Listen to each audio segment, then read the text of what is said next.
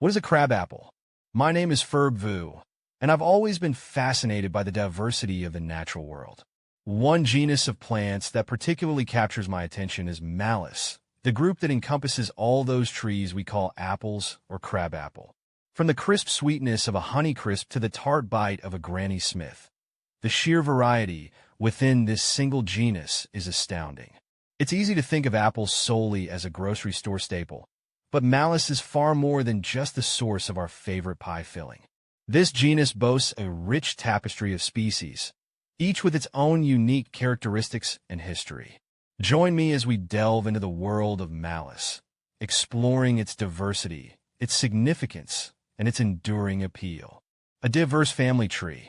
The Malus genus is a member of the Rosaceae family, which also includes roses, pears, and plums. While the exact number of Malus species is debated, estimates 43, with new species still being discovered. These species are native to the temperate regions of the Northern Hemisphere, primarily Asia, Europe, and North America. Here are Malus domestica. This is the species that gives us the familiar cultivated apple, the one we find in orchards and supermarkets. It's believed to have originated in Central Asia, and its history is intertwined with human civilization, appearing in art, mythology, and literature for millennia.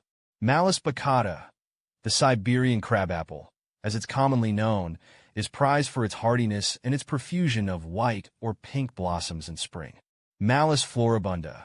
This species, with its showy pink buds that open to white flowers, is a popular ornamental tree, adding a touch of elegance to gardens and parks. Malus sylvestris, the European crabapple, a wild ancestor of the cultivated apple, is known for its small, tart fruits and its role in supporting biodiversity. See full list at monsterholic.com. What does a crabapple look like?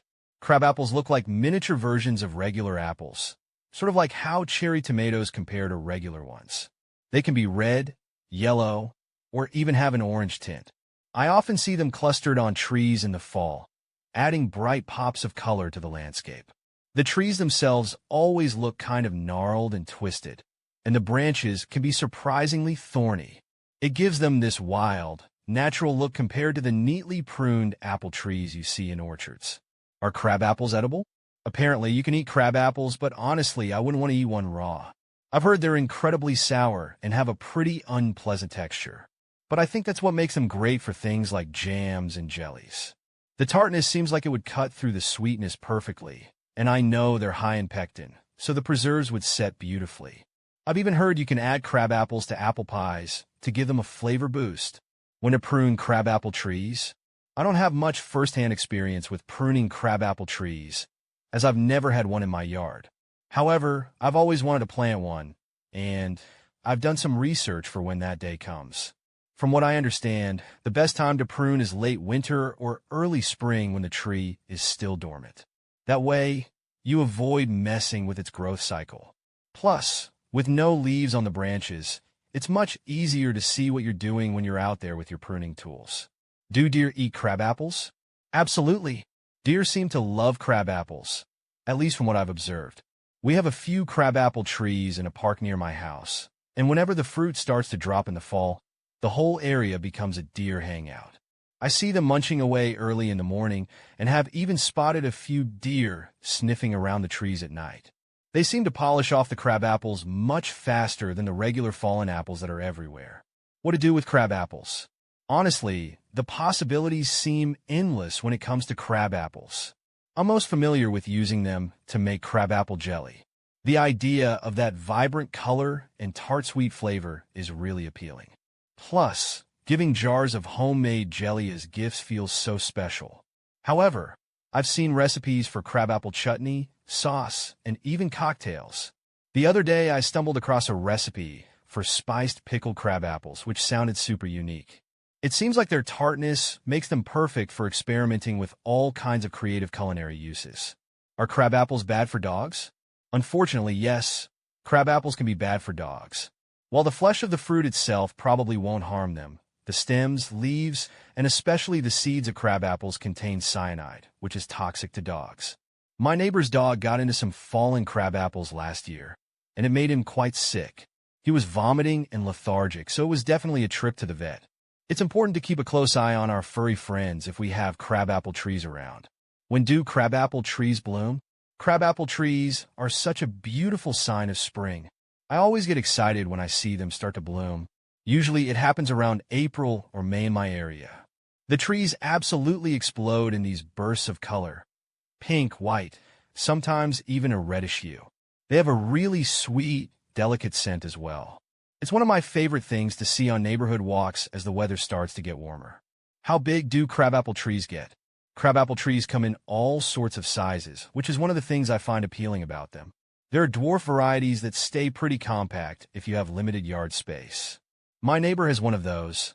It can't be much more than 6 feet tall. On the other hand, some crabapple trees can grow quite large, up to 20 or even 25 feet. The wild crabapple trees I see in our local park are pretty massive and have a really beautiful spreading canopy. It definitely depends on the specific variety. How fast do crabapple trees grow?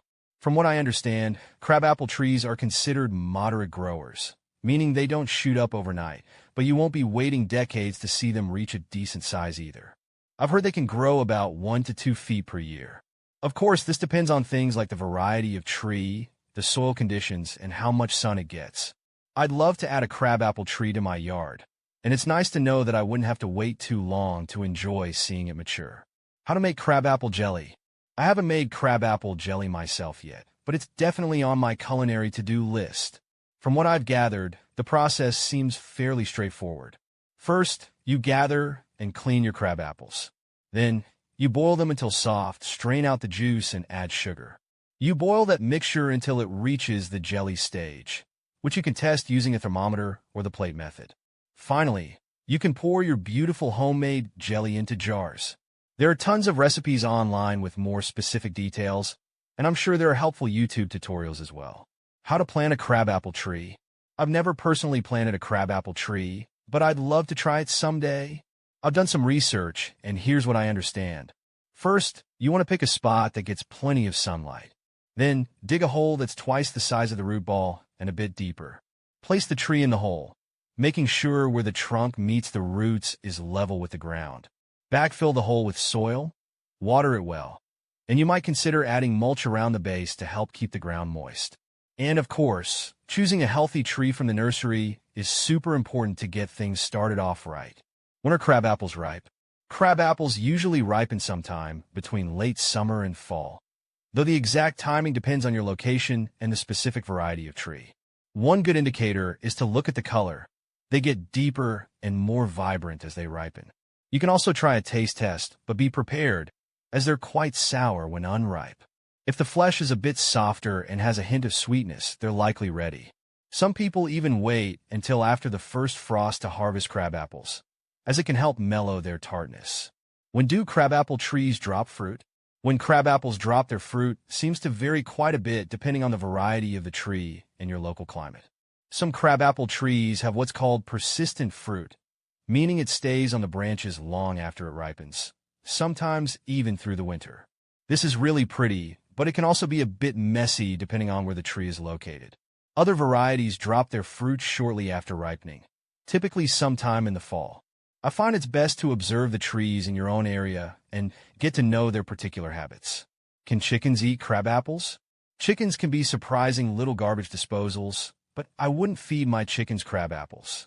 While the fleshy part of the fruit might be okay, I'm cautious because the seeds, along with the leaves and stems, contain cyanide. Even a small amount could be harmful to chickens. Plus, crabapples are very tart, and I'm not sure my chickens would find them very appealing anyway. It's best to stick to treats that are known to be safe and beneficial for their health. Do crabapple trees have thorns? Yes, some crabapple trees definitely do have thorns. It tends to be more common in the wild varieties. I've noticed the ones I see growing in parks and natural areas often have very noticeable thorns on their branches. I imagine this is a defense mechanism to protect the fruit. Cultivated crabapple varieties, the ones you'll find in nurseries, may be thornless or have much smaller thorns that are less of a hazard. How long do crabapple trees bloom? The beautiful blossoms of crabapple trees are unfortunately pretty short-lived. Typically, they'll bloom for about a week or two at most. I always find myself wishing they'd stick around longer. The timing can be a bit unpredictable due to weather. A stretch of really hot days or a strong rainstorm can shorten the bloom period even further. That's all the more reason to soak up their beauty and really appreciate that burst of spring color when it does arrive. More than just a fruit. While we often associate Malus with its delicious fruit, the genus offers much more than just culinary delights. Many Malus species are cultivated for their ornamental value, their spring blossoms transforming landscapes into breathtaking displays of color. From the delicate pink blooms of Malus floribunda to the vibrant red fruits of Malus red sentinel, these trees add beauty and interest to gardens, parks, and urban spaces. Beyond their aesthetic appeal, Malus species play a vital role in the ecosystem. Their flowers provide nectar and pollen for pollinators, while their fruits serve as a food source for birds and other wildlife. They also contribute to soil health and provide habitat for a variety of organisms. Apples and human history. The relationship between humans and Malus dates back thousands of years. Evidence suggests that apples were gathered and consumed by our ancestors long before the development of agriculture. The cultivated apple, Malus domestica, has been a staple food and cultural symbol for millennia, appearing in religious texts, folklore, and art across various civilizations. From the apple of Eden in the Bible to the apple that inspired Newton's theory of gravity, this fruit has held a prominent place in human imagination and understanding. Even today, the apple continues to inspire, appearing in everything from corporate logos to popular culture. Looking ahead, as our understanding of Malus continues to grow, so too does its potential. Researchers are exploring the genetic diversity of Malus species, seeking to develop new cultivars with improved disease resistance, flavor profiles, and environmental adaptability. The genus also holds promise for the development of new medicines and other beneficial products. The future of Malus is bright, and I, for one, am excited to see what new discoveries and innovations emerge from this fascinating genus. Whether enjoyed as a crisp snack, admired for its beauty, or studied for its scientific value, Malus continues to enrich our lives in countless ways.